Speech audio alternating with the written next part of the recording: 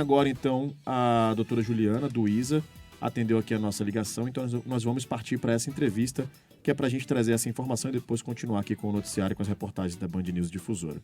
Vamos lá, Rose, pode falar com a doutora Juliana, que ela vai te ouvir. Doutora Juliana, bom dia, obrigada pela entrevista. Olá, bom dia. É um prazer estar aqui com vocês hoje.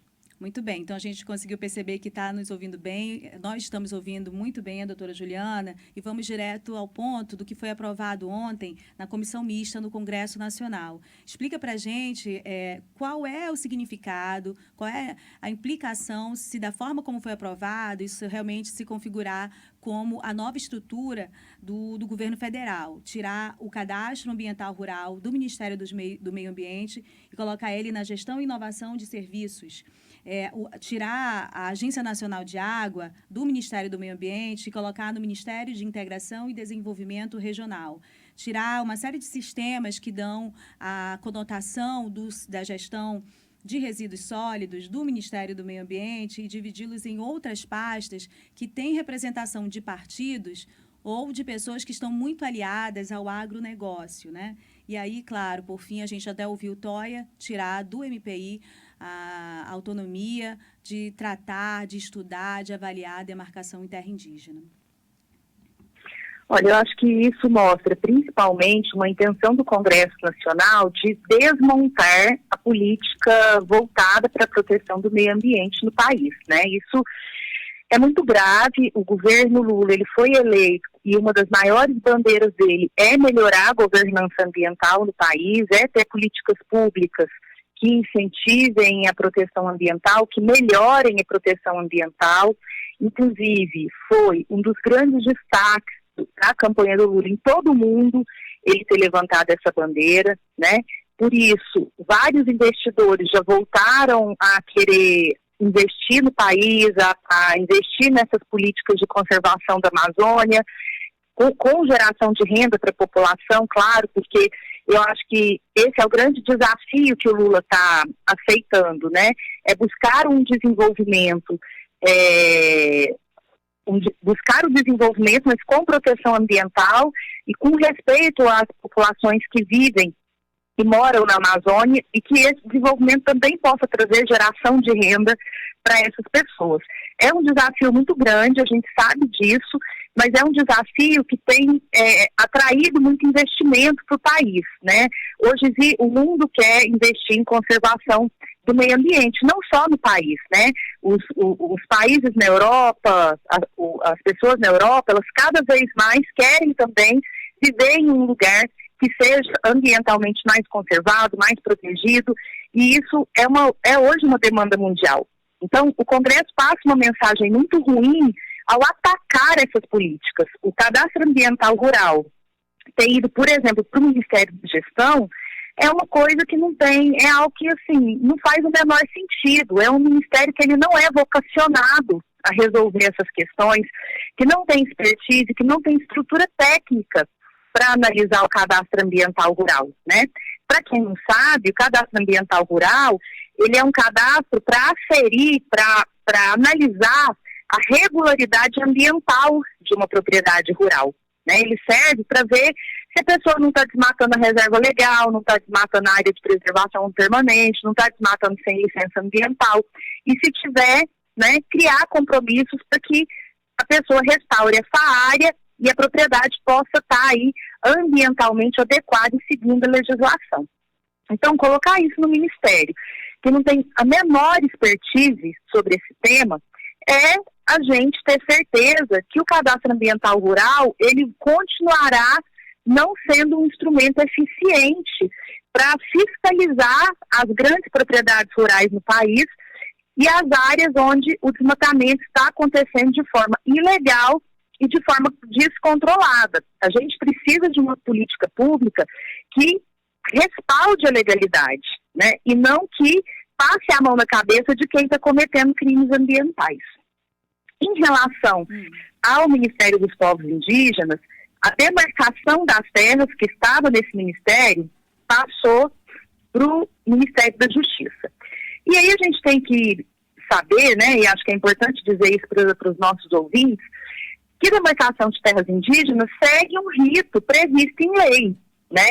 A demarcação de terras indígenas não é assim, a pessoa olha para um lugar e fala, agora eu quero demarcar aquela área. Existe um artigo na Constituição que resguarda como isso deve ser feito, existe um decreto que determina as fases do processo de demarcação. Então, não faz o menor sentido você dizer que vai tirar isso dos indígenas porque eles são suspeitos ou porque o Ministério ele não teria neutralidade, né? Esse processo, ele segue regras, e os indígenas, assim como qualquer outro ocupante de um cargo no governo, vai fazer esse processo seguindo essas regras, e não do jeito que eles quiserem, né? É uma alegação que ela beira o racismo, e ela é também uma busca de neutralidade muito seletiva, né? Ninguém fala que o ministro da Agricultura não pode comandar a pasta da Agricultura, porque ele é ligado a ruralistas, ele é ligado a setores que têm combatido as leis para melhoria do controle do desmatamento, por exemplo, né? Mas eles querem trazer essa argumentação que é preconceituosa em relação a uma ministra indígena. É triste, né? Lamentável ver isso. Um país que há 523 anos, pela primeira vez, né, os seus povos originários, eles estão ocupando cargo de poder dentro da estrutura de governo. Eu acho que, como eu escuto muito a Sônia... Alô? Estou ouvindo, nós estamos ouvindo atentamente você. Como eu escuto muito a Sônia Guajajara, que é a ministra dos Povos Indígenas, e a Célia Chacriabá, que é deputada eleita por Minas Gerais, né? São 523 anos de atraso, né? O governo está 523 anos atrasado em incluir essas populações na reflexão sobre as políticas públicas e a tomada de decisões sobre os rumos do país. É um contingente populacional que faz parte da identidade nacional, né? Principalmente, eu acho que para os povos que estão na Amazônia, e a gente esperava mais empenho do governo em manter essas prerrogativas, tanto do Ministério do Meio Ambiente, como do Ministério dos Povos Indígenas. Com certeza é bastante preocupante esse esfacelamento que o Congresso promoveu, né? E não sejamos ingênuos, o Congresso tirou de partidos que estão historicamente ligados à esquerda e jogou mais competências em ministérios que estão com partidos ligados ao centrão, né? Então não deixa de ser o reflexo da política do toma lá da cá, que a direita diz tanto que vai combater, mas na prática ela só reproduz. Sim, é reflexo também de um machismo muito forte, porque as duas ministras que estão isoladas e ficaram apartadas da bandeja de negociação são duas mulheres do norte. E aí os efeitos disso, claro que elas estão no primeiro plano, mas os efeitos disso atingem toda uma população que dá, sim, uma forte conotação de racismo também nas articulações políticas do governo, da relação do governo com o Congresso, para além de muitas outras possibilidades de interpretação também, Juliana. Agora, eu queria também lhe perguntar a respeito de uma postagem, uma manifestação do ministro Flávio Dino, do ministro da Justiça. Ele colocou que as controvérsias acerca de competências de órgãos do Poder Executivo, é importante lembrar o que dispõe a Constituição. Ele fez isso no Twitter. Ele lembra o artigo 84 da Constituição, que diz que compete privativamente ao presidente da República tratar sobre a organização e funcionamento da administração federal, quando isso implica aumento de despesa, criação ou extinção de órgãos públicos. Bom, da forma como está, é possível que a gente tenha a conclusão que isso tem grande possibilidade de passar na Câmara, especialmente, né, no Congresso. É possível reverter, no ponto de vista do âmbito dos recursos no Judiciário, se algo nessa natureza passar, for aprovado? Olha, eu acho que a gente primeiro tem que saber qual vai ser esse texto final aprovado pela Câmara para analisar as possibilidades, né? A gente tem os órgãos que são vinculados a cada ministério, então a gente tem que realmente analisar essa redação final para ver o que vai ser possível para o governo conciliar nos decretos, né, que vão reestruturar cada um desses órgãos, e até mesmo a viabilidade de eventualmente judicializar alguma questão. Por exemplo, hoje eu estava lendo nos jornais que parte da bancada ruralista quer passar o licenciamento ambiental para o Ministério de Minas e Energia. Isso é um desvio de função completa, né? Não tem como uma atividade típica de um órgão vocacionado ao meio, a proteção e governança do meio ambiente ter essa competência esvaziada para passar para um ministério que não tem esse tipo de atribuição legal e nem os órgãos, né, que fazem parte desse ministério têm esse tipo de atribuição nas leis que criaram esses órgãos. Então, a gente estaria aí diante de um desvio de finalidade completo se o Congresso, por exemplo, fizesse algo assim, e eu entendo que é uma mudança que teria muito mais viabilidade de ser barrada pelo Supremo Tribunal Federal, por exemplo, porque seria uma ilegalidade flagrante, né?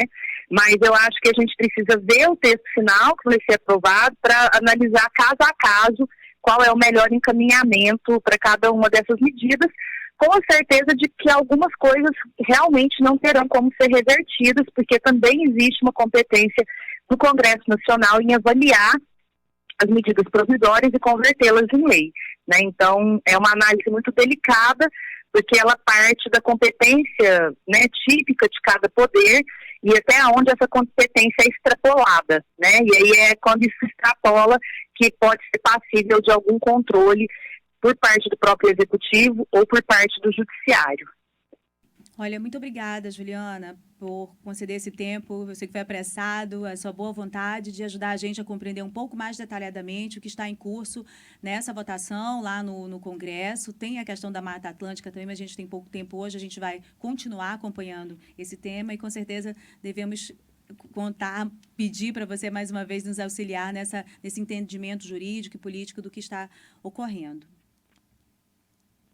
Tá certo, muito obrigada também, fico à disposição de vocês. Muito obrigado, nós conversamos então aqui com a advogada Juliana Batista, ela que é do Instituto Socioambiental, o ISA. A gente vai continuar, como Rosiane Carvalho falou, abordando esse tema, trazendo mais informações, mais pontos de vista, para que a gente possa ajudá-los, vocês ouvintes, a entender o que está acontecendo e a gente trazer também muita informação. Rosiane, obrigado. Mais uma coluna, 2 entrevistas hoje trazendo bastante detalhes em relação a esse tema e é claro que tudo isso vai estar disponível daqui a pouquinho nas nossas plataformas digitais. Site bandnewsdifusora.com.br também nas outras plataformas. Obrigado, Rosiane. Eu que agradeço sempre o espaço e a sensibilidade com esses temas. Até a próxima. Seguimos.